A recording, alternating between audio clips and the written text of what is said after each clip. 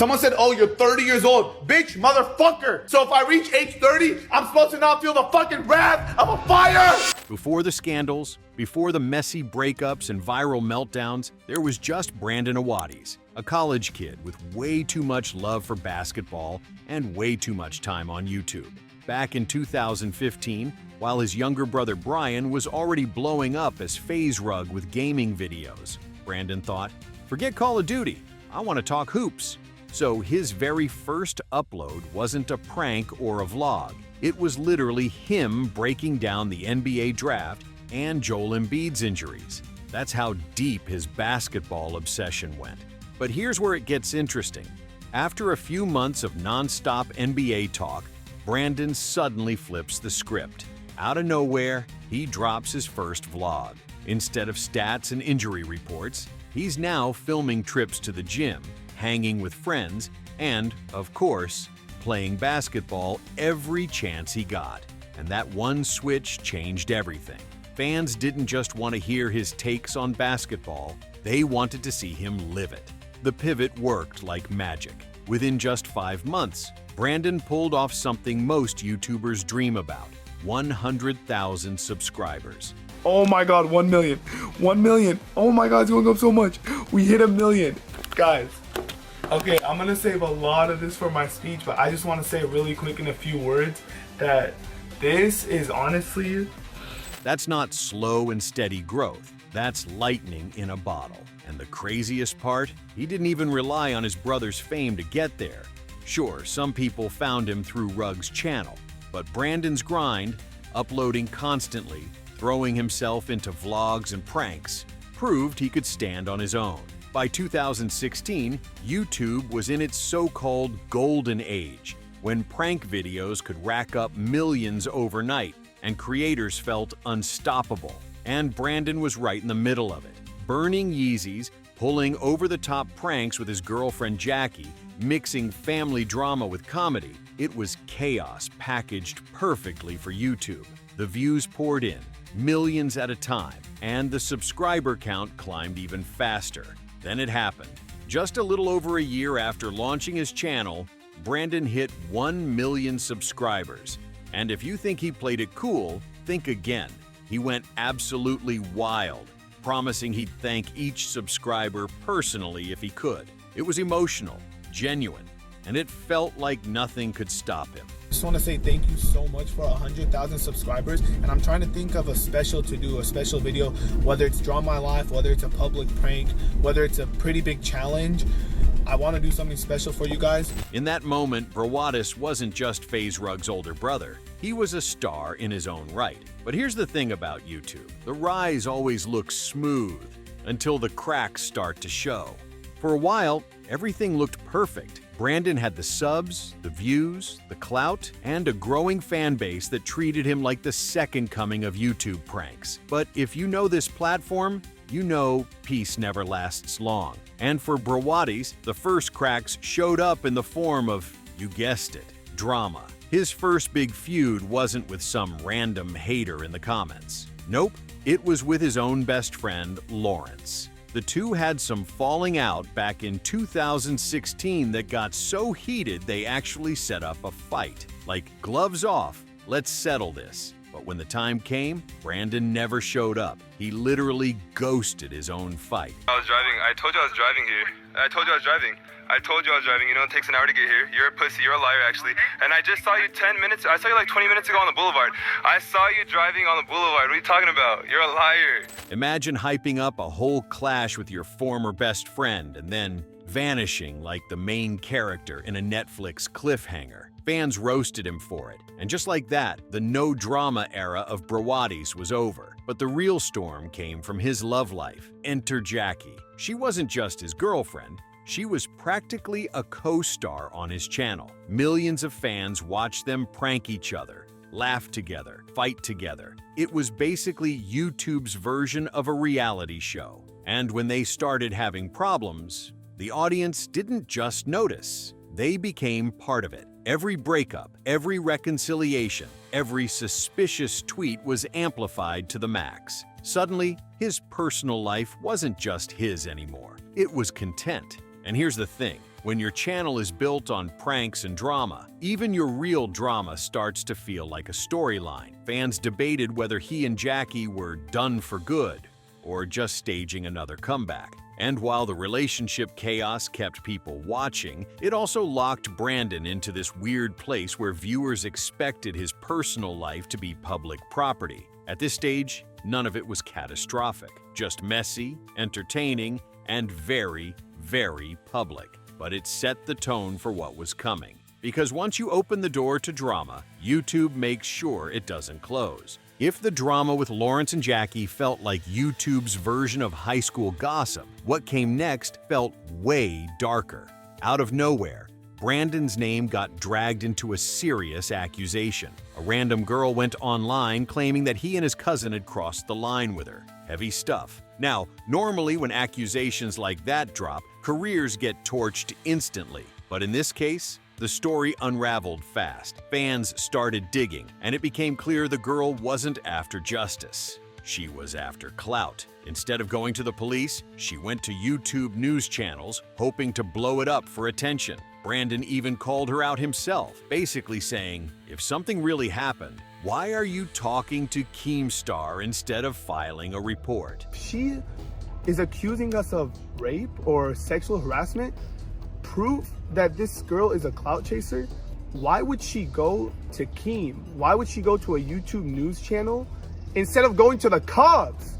Emily, if you were...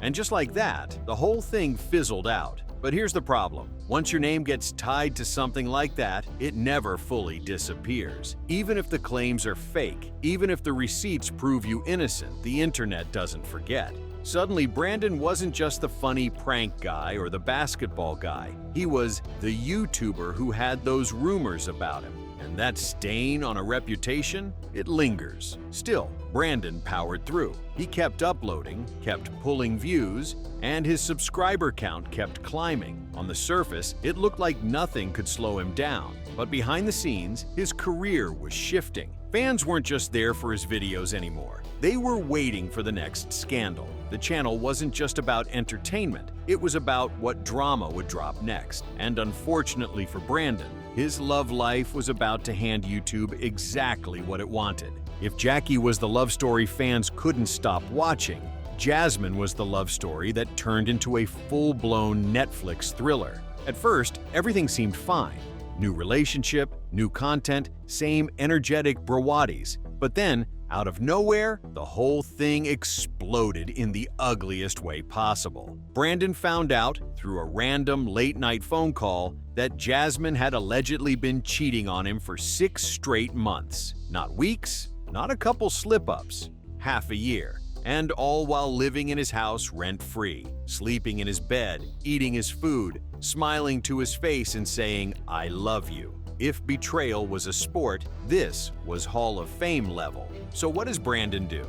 The most 2020s thing imaginable. He takes it straight to Instagram Live. He's venting to thousands of people, saying he's been paying for everything while she's sneaking around with her ex. Serious, I'm full of emotion. Like, I just found out my girlfriend of almost 1.5 years has been cheating on me for months and months and months while living in my fucking house rent-free, sleeping in my fucking bed, looking me in the eyes, telling me that you love me.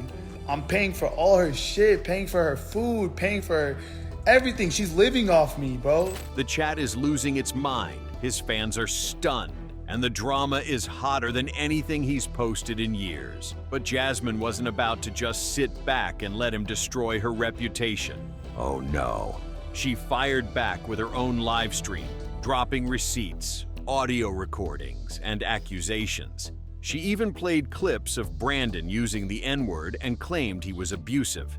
This is everything I would deal with all the time. Pick her up.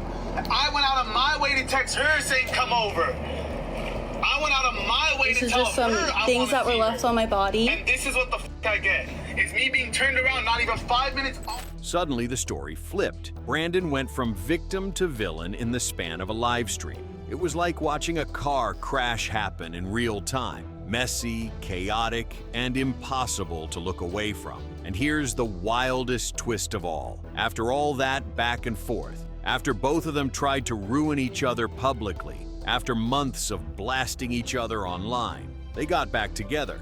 Yes, you heard that right. Fans spotted them together again, and Brandon himself confirmed he wasn't single. The internet couldn't believe it. I'm not single. I have a girl. I'm in a relationship. It was like watching someone run back into a burning building just to prove a point. At this stage, Brandon's life wasn't just drama. It was a soap opera, and the audience hooked. But if you thought the chaos ended there, you'd be wrong, because soon his personal battles would spill into the one place he thought was safe, the basketball court. Basketball was supposed to be Brandon's safe zone, his escape, the one place where, no matter what was happening in his personal life, he could just hoop and forget everything else. But if you followed Brawadis for long enough, you know that basketball and drama go together in his world like peanut butter and jelly. It started small, pickup games where the trash talk got a little too heated. That's normal. Anybody who's ever played at LA Fitness knows there's always that one guy who thinks he's in the NBA Finals.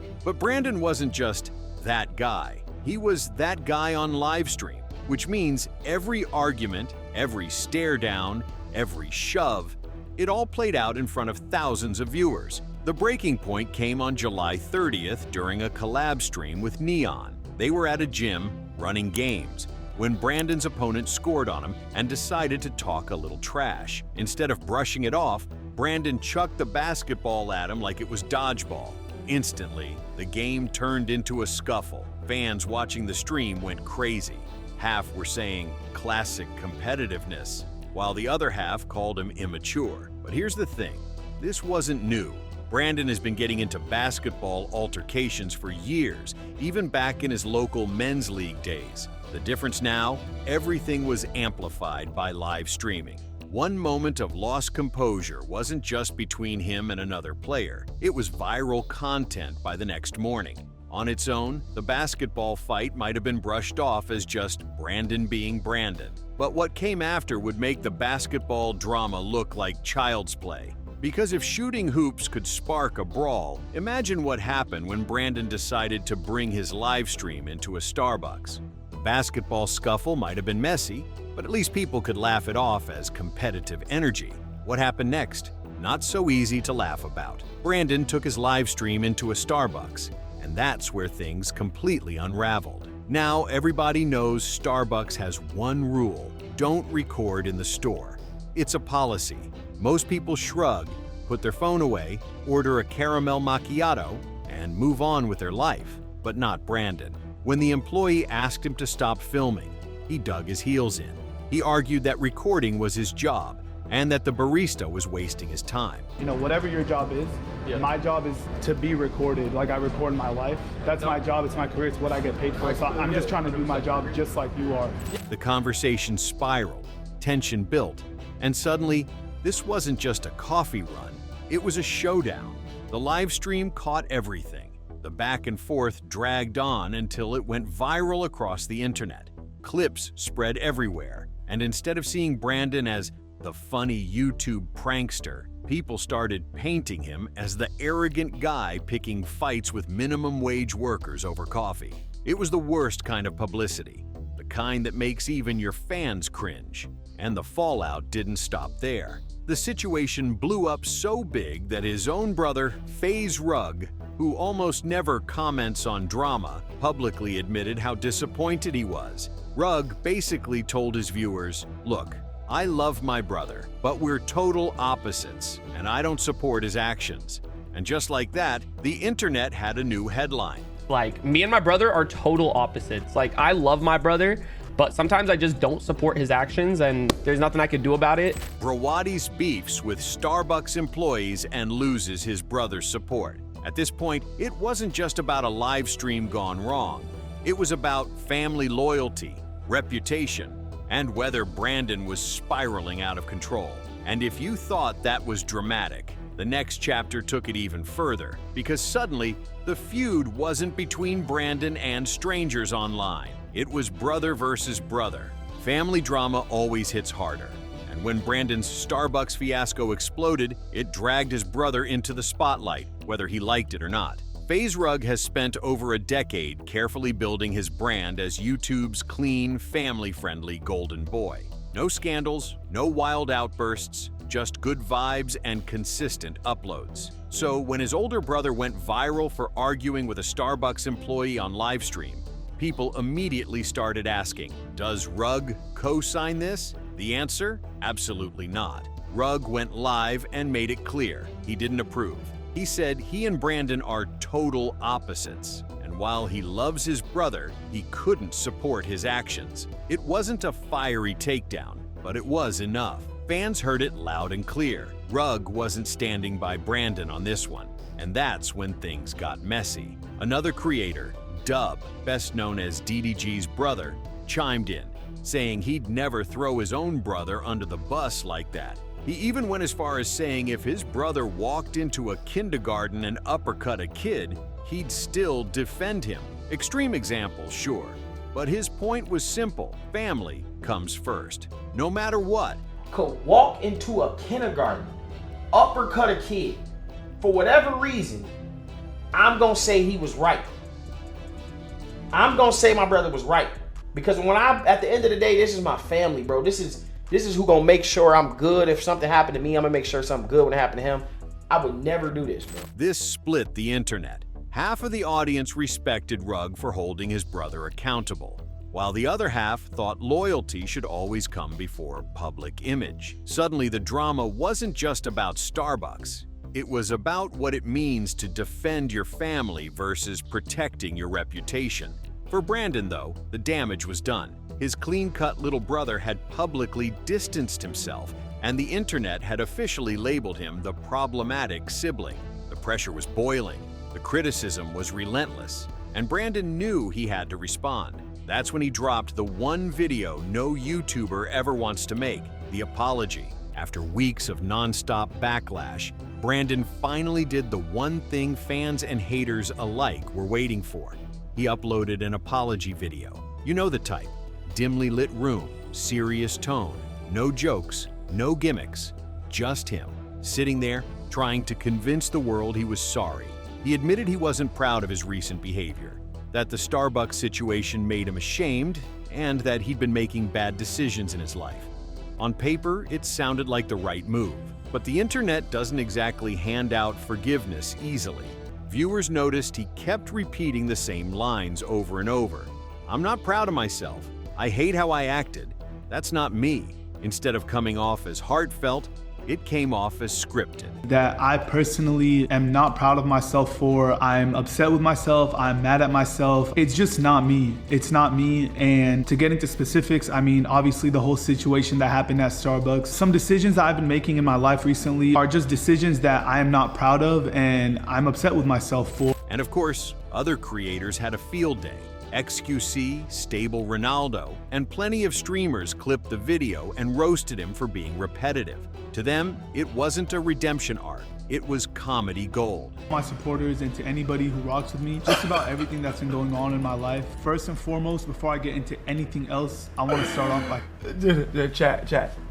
I can explain how out of touch this is. Chat. Guys into a Starbucks says, yo, this is my job. As he fucking annoys some like near minimum wage worker at fucking Starbucks. And he starts his video in his living room in a fucking mansion with marble floors. Like, you cannot make this up.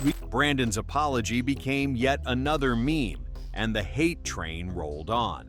But behind the noise, his family tried to show support. Papa Rug even posted online, confirming that Brandon was struggling mentally and thanking fans who stuck by him through the chaos. That's when the narrative started to shift. People began asking, is Brandon really just a toxic guy? Or is he someone going through a rough patch, cracking under the pressure of fame, live streams, and constant drama? The truth is, no one really knows. Maybe the live streams just exposed who he always was. Maybe the fame and the stress pushed him into spiraling. Either way, his story is far from over. Brandon Awadis isn't just fighting to keep his audience entertained anymore. He's fighting to prove to everyone, including himself, that he can bounce back. Because at the end of the day, YouTube loves drama. But what it loves even more is a comeback.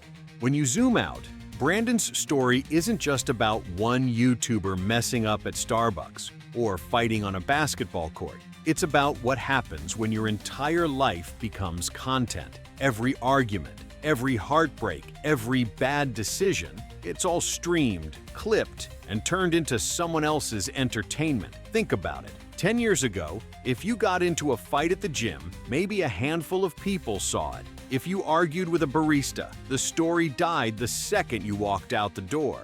But in 2025, one live stream slip-up can haunt you forever. For Brandon, every misstep lives online permanently, ready to be replayed, remixed, and judged by millions who don't even know him personally. And that's the bigger question his story raises. Is this the price of fame in the live stream era? Can creators ever truly separate their personal lives from their content? Or are they doomed to become the characters their audiences expect them to be? For Brawadis, the spotlight isn't going anywhere. Whether he rebuilds his image or keeps stumbling into new chaos, people will keep watching. Because love him or hate him, Brandon has become exactly what YouTube rewards most: unpredictable. And that's why, no matter how messy things get, one thing's certain: you haven't seen the last of him. At the end of the day, Brandon's story feels like a coin toss. On one side, you've got the loyal fans who remember the golden era, the Yeezy pranks, the Jackie videos, the million subscriber celebration where he swore he'd thank every supporter personally. To them, he's still the same Brawadis who hustled his way from zero to millions, proving he wasn't just FaZe Rug's big brother. But flip that coin, and you see the other version: the livestream meltdowns, the messy relationships, the Starbucks fiasco, and the apology that half the internet laughed at. To those people, Brandon isn't a YouTuber with potential. He's a liability waiting to implode again. And maybe that's exactly why people can't stop watching. Because no matter which side of the coin you believe in, both are entertaining. Brandon is either setting up one of the wildest redemption arcs on YouTube, or he's writing the blueprint for how to crash out in front of millions. Either way, it's content gold. So the question isn't whether Brawadis will fade away or bounce back. It's which version of him will get next. Will it be the fun, passionate creator who built a career out of pranks and basketball, or the chaotic streamer who can't go a month without sparking headlines? That's the paradox of Brawadis. He's both the star and the scandal. And for better or worse, that's exactly what keeps his name alive.